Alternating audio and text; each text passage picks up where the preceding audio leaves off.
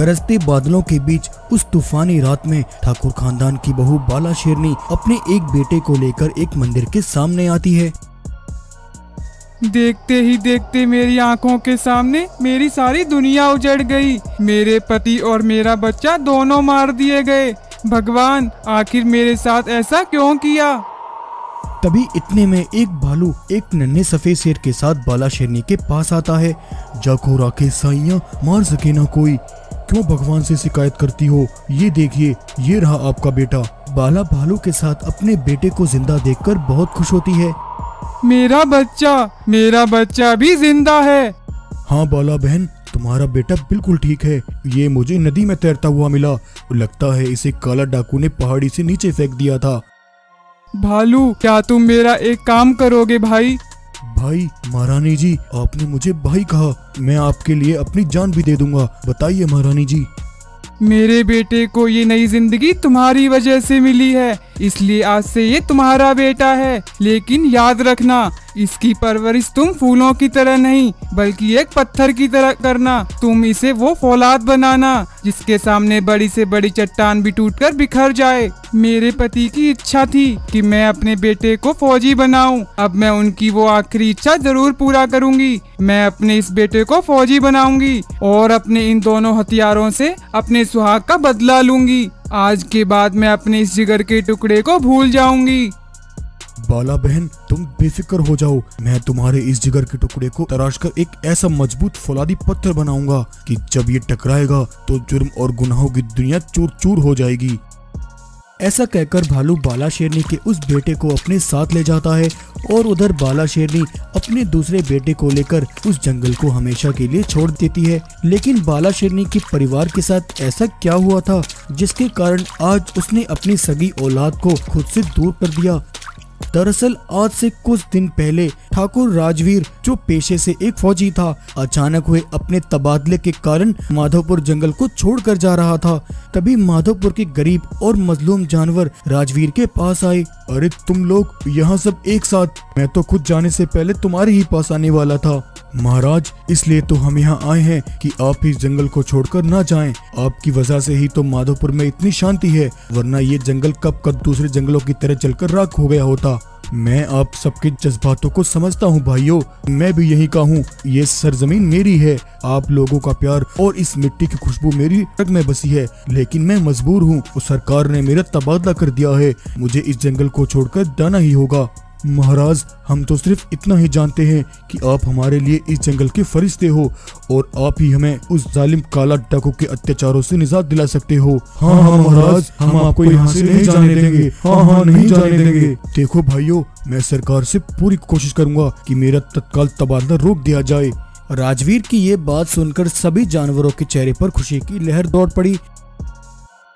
लेकिन अगले ही सुबह एक बाघ एक घोड़ा गाड़ी में कुछ सामान लेकर राजवीर के जंगल आया। राजवीर के एक सिपाही ने उसे दरवाजे पर ही रोक लिया। कौन हो तुम और इस गाड़ी में ये सामान लेकर अंदर कहाँ जा रहे हो? अरे भाई, इस गाड़ी में महाराज राजवीर के लिए आया कैंप से कुछ उनका जरूरी सामान है। मैं उन्हें इस सामान को देने ही अंदर जा रहा हूँ। अच्छा ये बात है, तुम यहीं रुको, मैं अभी महाराज को इसकी इत्तला देता हूँ। तब सिपाही ने राजवीर के पास जाकर उसे इसके बारे में बताया। अब राजवीर ने खुद वहां आकर देखा। अरे बाघ सिपाही, दिखाओ मुझे इस गाड़ी में आखिर क्या सामान है। जैसे ही राजवीर गाड़ी में रखे सामान को देखने पीछे गया, तभी उस संदूक में से काला डाकू बाघ निकला और उसने राजवीर पर हमला कर दिया।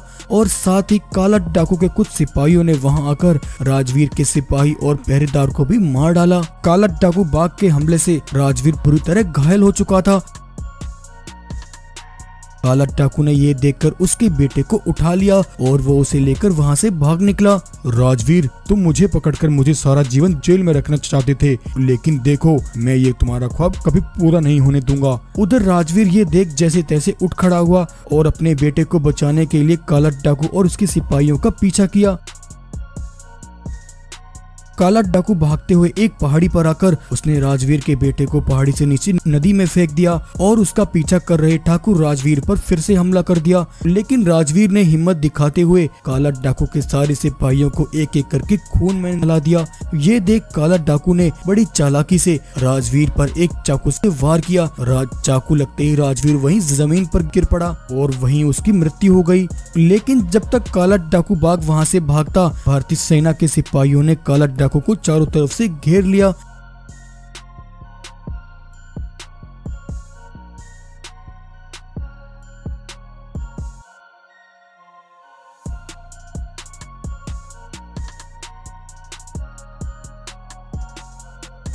ठाकुर राजवीर की कत्ल के जुर्म में काला डाकू को उम्र कैद की सजा हुई और उसे हमेशा के लिए जेल में डाल दिया गया। जब बाला शेरनी को राजवीर की मौत की खबर मिली तो वो अंदर से बिल्कुल टूट गई और उसके मन में बदले की आग जल उठी और वो काला डाकू से बदला लेने के लिए अपने एक बेटे को लेकर अपना जंगल छोड़कर यहाँ चली आई। बाला शेरनी ने अब ठान लिया था कि उसे कैसे भी करके अपने बेटे को फौजी बनाना है ताकि उसका बेटा अपने पिता के हत्यारों से बदला ले सके। इसके लिए बाला ने अपने बेटे को फौजी बनाने के लिए भारतीय सैनिकों के साथ उसे कैंप भेज दिया।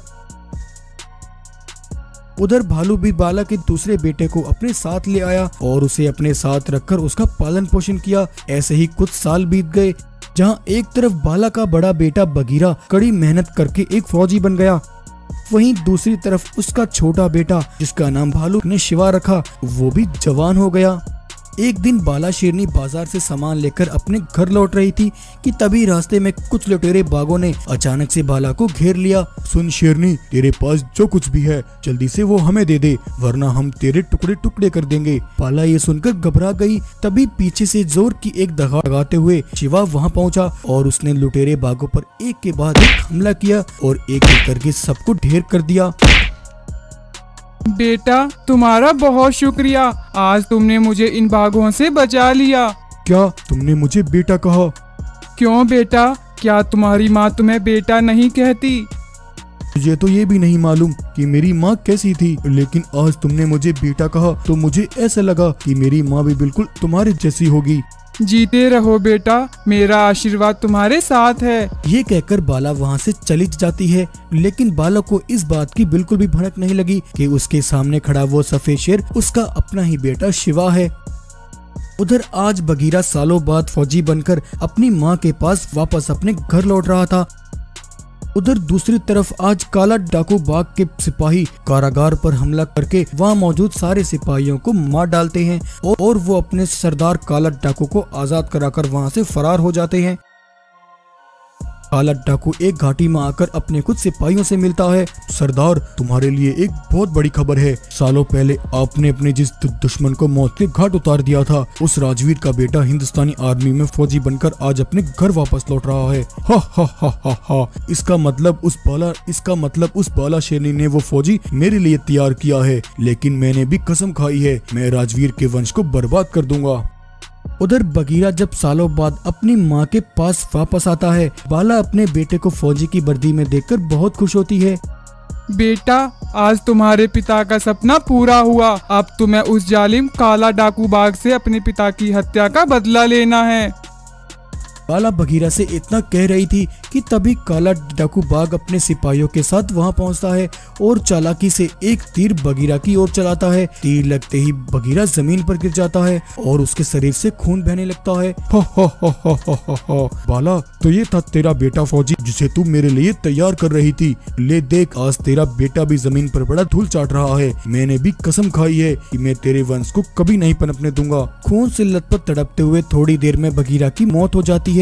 बाला बगीरा को देखकर बहुत दुखी होती है। तभी वहाँ खड़ी एक गाय ये देखकर फौरन वहाँ से भागती है और भागती हुई भालू के पास जाकर उसे बाला के बेटे बगीरा की मौत की सारी कहानी बताती है। हे भगवान, बेचारी बाला बहन के साथ ही बहुत बुरा हुआ। लगता है अब वक्त आ गया है, मुझे शिवा को वो राज बताना ही होगा। तब भालू शिवा को लेकर बाला शेरनी के पास पहुंचता है। शिवा, बाला, मैं तुम दोनों को आज वो राज बताने वाला हूँ जो मैंने तुम दोनों से छुपाया है। बाला बहन, शिवा तुम्हारा वही बेटा है जिसे बचपन में तुमने मेरे हवाले किया था। और शिवा, बाला ही तुम्हारी असली माँ है। ऐसा कहकर भालू बाला और शिवा को सब बताता है। बाला ये सुनकर बहुत खुश होती है कि उसका बेटा शिवा आज भी जिंदा है। बाला दुखी होकर शिवा को उसके पिता की मौत की सारी कहानी बताती है। शिवा, आज तुम्हारा भाई सालों बाद फौजी बनकर मेरे पास लौटा था, लेकिन उस जालिम ने आज उसे भी मुझसे छीन लिया। जब शिवा अपनी माँ से अपने पिता की हत्या की कहानी सुनता है तो उसका खून खौल उठता है। माँ, उस जालिम काला डाकू ने मुझसे मेरे भाई और पिता दोनों को छीन लिया। मैं कसम खाता हूँ, मैं उस काला डाकू को जिंदा नहीं छोड़ूंगा। ये कहकर शिवा गुस्से में भरकर काला डाकू के ठिकाने पर पहुंचा और उसने वहां जाकर उसके सारे सिपाहियों को एक एक करके मौत के घाट उतार दिया और फिर सीधा काला पास पहुंचा। जालिम काला डाकू, ध्यान से देख, तूने जिस राजवीर शेर के खानदान को मिटाने की कसम खाई थी, मैं उसी खानदान का बेटा हूँ। तूने मेरे पिता और भाई दोनों को मुझसे छीन लिया। आज मैं तुझे मारकर तुझसे अपने भाई और पिता की मौत का बदला लूंगा। ये कहकर शिवा ने काला डाकू पर जोरदार हमला किया और शिवा ने वहीं उसे फाड़ कर रख दिया। और इस तरह आज सालों बाद बाला शेरनी का वो बदला पूरा हुआ। तो ये कहानी आपको कैसी लगी? अगर कहानी अच्छी लगी हो तो वीडियो को लाइक करें और ऐसे ही मजेदार कहानियां देखने के लिए हमारे चैनल को सब्सक्राइब करें।